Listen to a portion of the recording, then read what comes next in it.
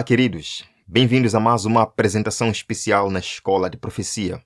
Depois de alguns dias sem vídeos no canal, infelizmente, pela graça de Deus estamos aqui para darmos sequência aos estudos sobre o livro de Daniel e hoje entraremos no capítulo 10, a visão do homem vestido de linho, que na verdade é uma introdução para o capítulo 11, tendo sua conclusão no capítulo 12. Convido-vos a embarcar nesta jornada especial do estudo das profecias, muito importante para estes últimos dias.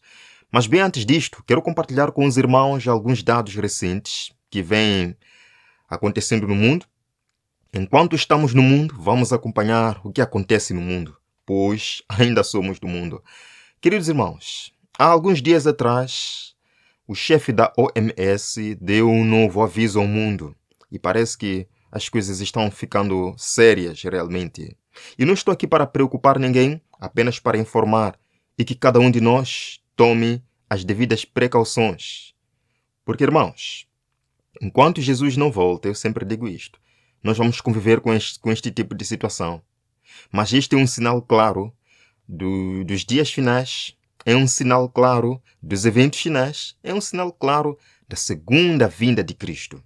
Vejam, irmãos, a OMS declara o surto de monkeypox na África uma emergência sanitária global à medida que uma nova cepa se espalha. Queridos, depois de ler isto eu me pergunto, até quando, Senhor? E cada dia, quase todas as semanas, aparece ou uma nova variante de Covid, ou uma nova ameaça da gripe aviária, ou uma nova ameaça da monkeypox, que é a varíola dos macacos. Até quando? Até que Jesus volte. Infelizmente eu tenho que dizer, eu não estou aqui para ser pessimista, estas coisas no mundo não irão melhorar. Os irmãos provavelmente estejam ouvindo um barulho aí, é que estamos em obras, mas eu tenho que dar esta apresentação. Vejam, irmãos. And we are following this breaking news coming out of the World Health Organization, the WHO. It has just declared Mpox to be a global public health emergency. And that is the highest level of alert for a disease outbreak. E estamos acompanhando as últimas notícias da OMS, que acaba de declarar a varíola dos macacos uma emergência de saúde pública global. Esse é o nível mais alto de alerta para um surto de doença. Uau! O nível mais alto de alerta. Então a situação realmente é séria. Vamos continuar, irmãos. This is the second time in 2 years that the virus has been declared an emergency after a recent outbreak in the Democratic Republic of Congo has now spread to a number of neighboring countries in Africa. Esta é a segunda vez em 2 anos que um vírus foi declarado uma emergência, depois de um recente surto na República Democrática do Congo ter agora se espalhado para vários países na África. Big concern is, could it spread internationally? We have seen small numbers of cases, relatively speaking, here in Canada, including in the city of Toronto. There are more than 17,000 suspected cases, though, that have been reported this year in Africa. Listen to this from the WHO. A grande preocupação é se poderia espalhar-se internacionalmente. Vimos um número de casos relativamente falado aqui no Canadá, incluindo a cidade de Toronto. Existem mais de 177 mil casos suspeitos que foram relatados este ano na África. Embora tendo um desenvolvimento mais acentuado na África, está se espalhando para várias partes do mundo. E a informação falou aqui sobre o Canadá. Agora escutemos as próprias palavras do chefe da OMS. Today, the emergency committee met and advised me that, in its view, the situation constitutes a public health emergency of international concern. Hoje, o comitê de emergência se reuniu e me informou que, em sua opinião, a situação constitui uma emergência pública de interesse internacional. I have accepted. Irmãos, pela graça de Deus, pelo poder de Deus, que termine em uma ameaça, que isso não se espalhe. Realmente é um sinal do tempo do fim, mas eu não espero que isso aconteça, pois muita gente pode sofrer. Você pode sofrer, sua família pode sofrer, seus pais podem sofrer, sua igreja pode sofrer. Precisamos orar para que a mão de Deus detenha o inimigo que vem para trazer pânico. Lembram, Jesus disse que eu vim para que tenham vida e vida em abundância. O inimigo vem para roubar, matar e destruir.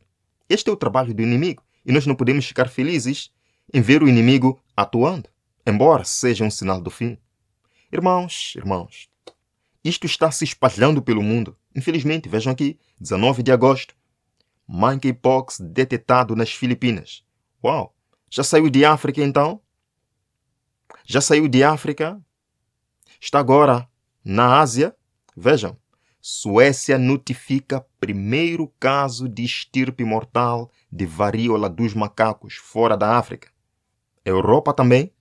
A Europa também já está tendo casos destes. Queridos, vejam aqui. Casos de monkeypox detectados na Suécia e Paquistão levam China a reforçar controles. O Paquistão também está aí. Agora, para todos os irmãos moçambicanos, meus amigos, meus compatriotas, vejam aqui. Monkeypox. Moçambique eleva nível de alerta face à nova variante. Meus irmãos, a situação não está fácil. Mas Jesus nunca disse que o mundo seria fácil. Jesus nunca disse que a jornada seria fácil. A Bíblia nunca disse que os últimos dias seriam fáceis. Muito pelo contrário. O que nós veríamos no tempo do fim, de acordo com Jesus, em Lucas capítulo 21, leiam lá, com tempo. Os homens desmaiarão de terror, na expectativa das coisas que sobrevirão ao mundo. Estes são claramente os dias finais, preditos por Cristo em sua palavra. Mas em meio a tudo isto, alegrem-se, exultem a vossa cabeça. A nossa redenção se aproxima. Vamos lá, irmãos, capítulo 10 de Daniel. O capítulo 10, este é o nosso 15º estudo. O capítulo 10 inicia uma sequência. O capítulo 10, capítulo 11 termina no capítulo 12, em que se apresenta de forma vívida o grande conflito entre o bem e o mal. O grande conflito entre Miguel, Cristo, e Dragão, o Satanás. Meus irmãos, embora existam muitas batalhas, aqui em Moçambique estamos vivendo guerra. Lá no norte do país, há alguns anos, um rumor de guerra no centro do país. Embora o mundo esteja passando por guerra, nós precisamos entender, através do capítulo 10, que há uma guerra maior por detrás de todas as guerras. O grande conflito entre Cristo e Satanás, entre as hostes celestiais e as hostes das trevas. E aqui no capítulo 10, a batalha pela mente de um rei, pela mente do rei Ciro. Irmãos, no capítulo 8, Daniel perguntou, ou o anjo perguntou a outro anjo, Daniel ouvindo, até quando durará a visão da tarde e da manhã em que o santuário é pisado? Daniel estava preocupado com o santuário lá em Jerusalém, que havia sido destruído. Mas a ordem saiu para que fosse reconstruída a cidade, os muros e o templo. O rei Ciro lançou aquele decreto para que os compatriotas de Daniel pudessem voltar e reconstruir a cidade. Mas, infelizmente, os samaritanos foram lá em Jerusalém para frustrar os planos de Deus. E Daniel ouve sobre estas notícias. Ele ouve sobre estes rumores, sobre esta frustração dos planos de Deus. E ele ora, jejua. Meus irmãos, neste capítulo, como talvez em nenhum outro lugar na Escritura, o véu que separa o céu e a terra é removido, e a luta entre os poderes da luz e das trevas, pelo controle da mente humana, é revelada. Enquanto Deus buscava levar Ciro a cumprir os seus propósitos, Satanás buscava levar o mesmo rei a cumprir também os seus propósitos. É o grande conflito apresentado aqui. Vamos lá então ao verso número 1. No terceiro ano de Ciro. Qual foi este ano, irmãos? 535 a.C. Este foi o ano terceiro de Ciro, o rei da Pérsia. Foi revelada uma palavra a Daniel, cujo nome se chama Beltesazar. E a palavra é verdadeira e trata de uma guerra prolongada, irmãos, de um grande conflito. Daniel entendeu esta visão. E ao contrário de várias outras visões, que Daniel não entendeu nada, esta visão especial do capítulo 10, Daniel compreendeu.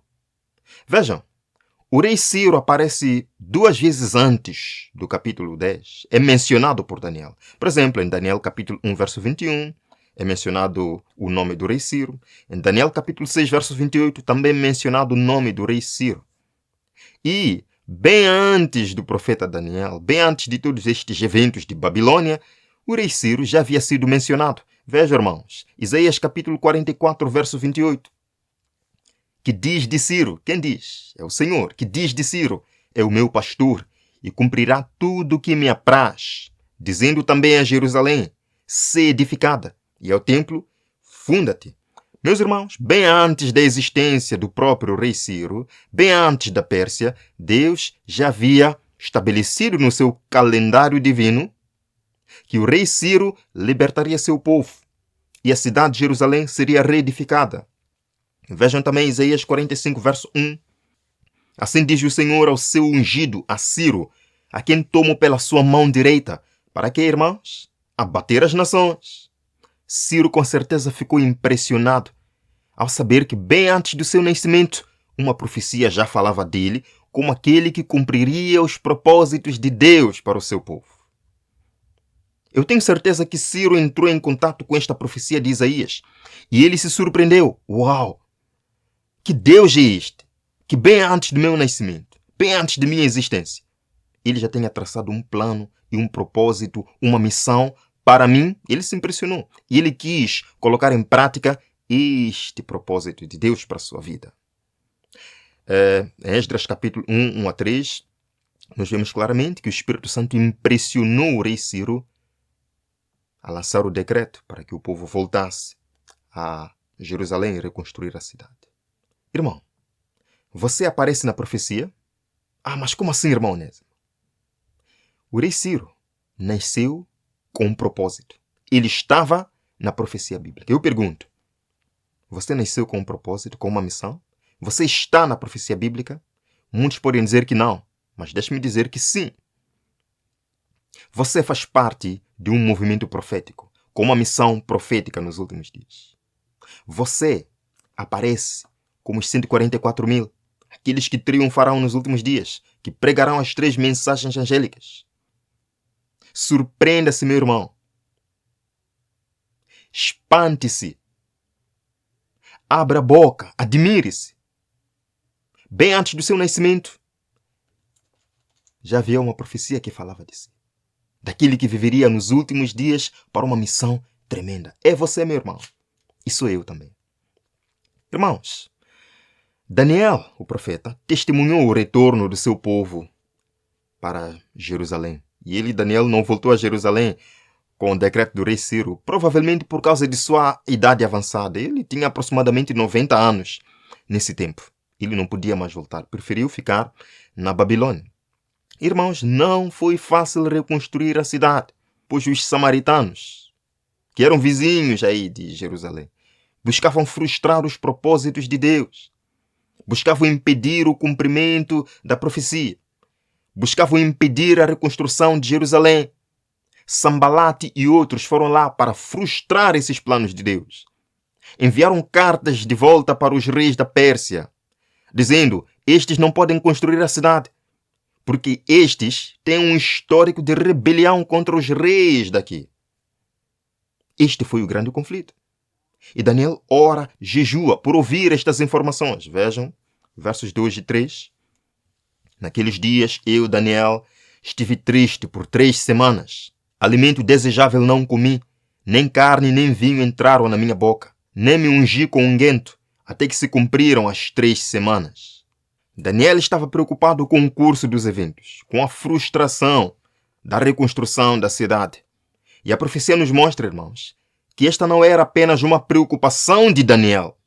O céu inteiro estava interessado com este assunto. O céu inteiro vibrava com este assunto, porque o céu se interessa com as questões terrenas. Irmãos, em resposta ao clamor de Daniel, no dia 24 do primeiro mês, ou seja, o mês de Nisan, Daniel teve uma visão. Vejam aqui, Daniel 10, versos 4 a 5. E no dia 24 do primeiro mês, eu estava à borda do grande rio Idequel.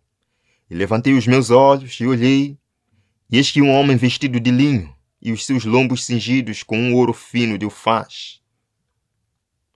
E o seu corpo era como berilo, e o seu rosto parecia um relâmpago. E os seus olhos como tochas de fogo. Os seus braços e os seus pés brilhavam como bronze polido. e a voz das suas palavras era como a voz de uma multidão. Quem é este? Uma descrição muito parecida com a visão de João em Apocalipse, mas veremos daqui a pouco.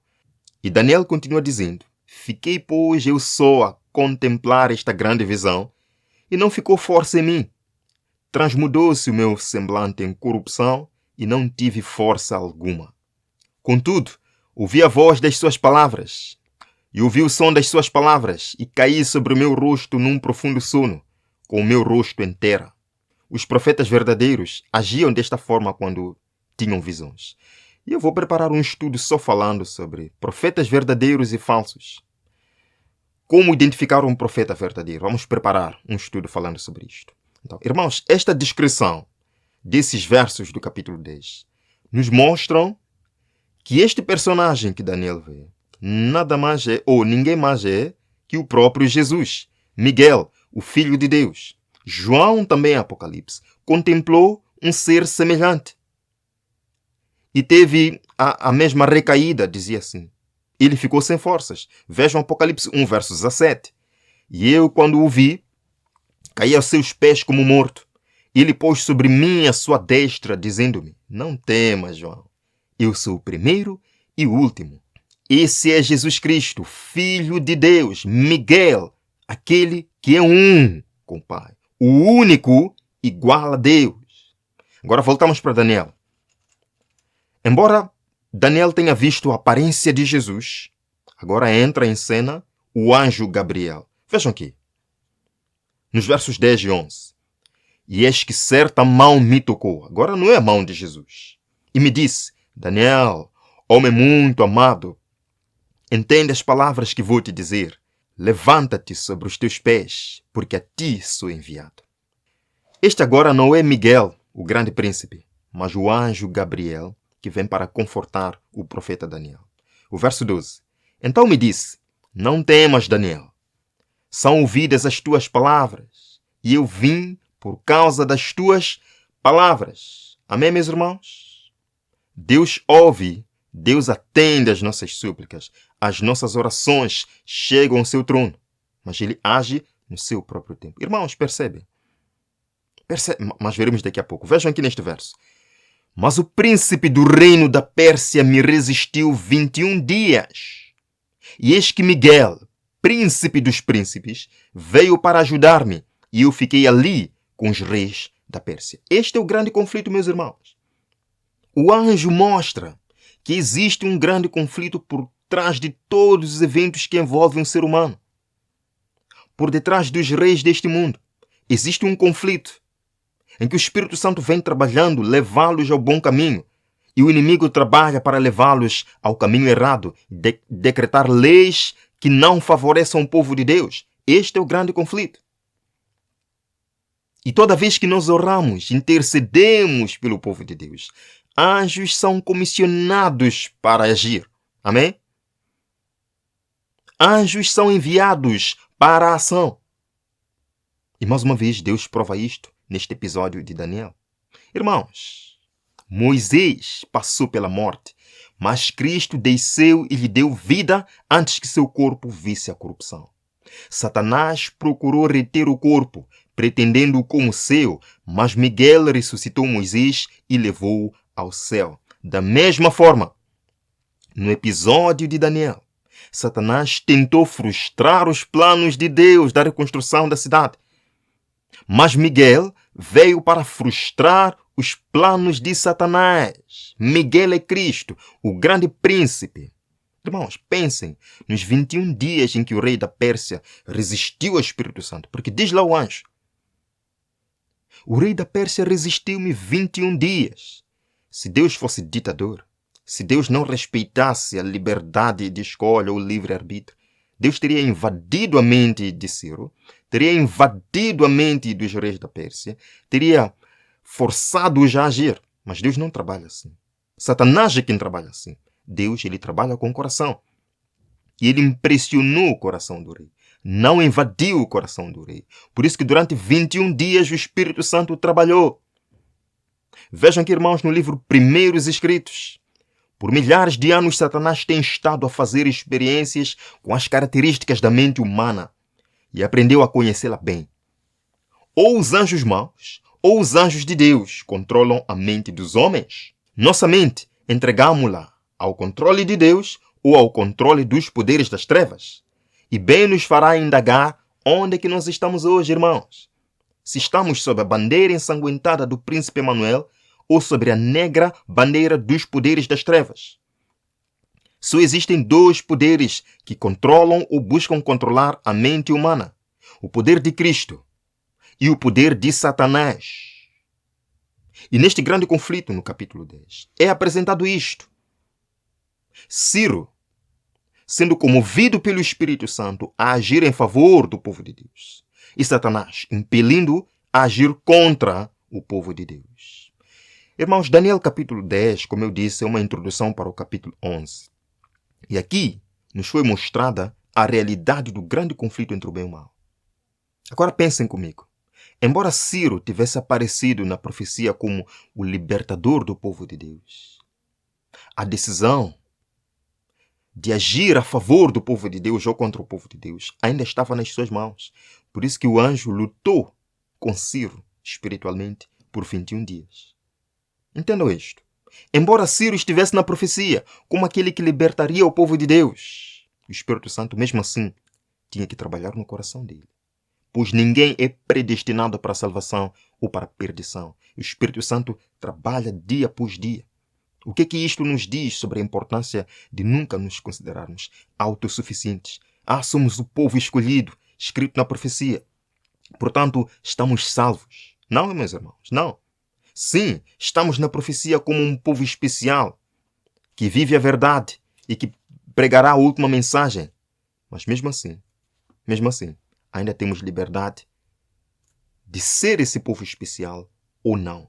O que as nossas ações dizem? Estamos ainda mantendo esta posição? Deus nunca pode nos obrigar a sermos o povo fiel. Deus nunca pode nos obrigar a sermos o povo profético. Irmãos, ainda há liberdade de escolha. Mas eu convido o meu irmão a aceitar esse chamado de Deus para a sua vida. Eu convido o meu irmão a se posicionar ao lado de Cristo neste grande conflito entre o bem e o mal. Que as bênçãos do Senhor habitem ricamente na sua vida. Que você se prepare e se consagre para estes momentos finais. Venha comigo nesta oração, meu irmão. Pai eterno, obrigado por esta experiência de Daniel, pelo jejum de Daniel, pelo clamor de Daniel, que nos encoraja a viver assim também. Nós também podemos clamar e obter respostas às nossas orações. Senhor, neste grande conflito nós queremos nos posicionar ao lado do príncipe dos príncipes, que é Jesus, porque ele é vitorioso neste conflito e nós queremos ser vitoriosos. Permitimos que o Senhor, na liberdade de escolha que nós temos, permitimos que o Senhor entre e nos molde. Em nome de Jesus. Amém. Irmãos, nos veremos na próxima apresentação. Não se esqueçam de compartilhar. Até lá.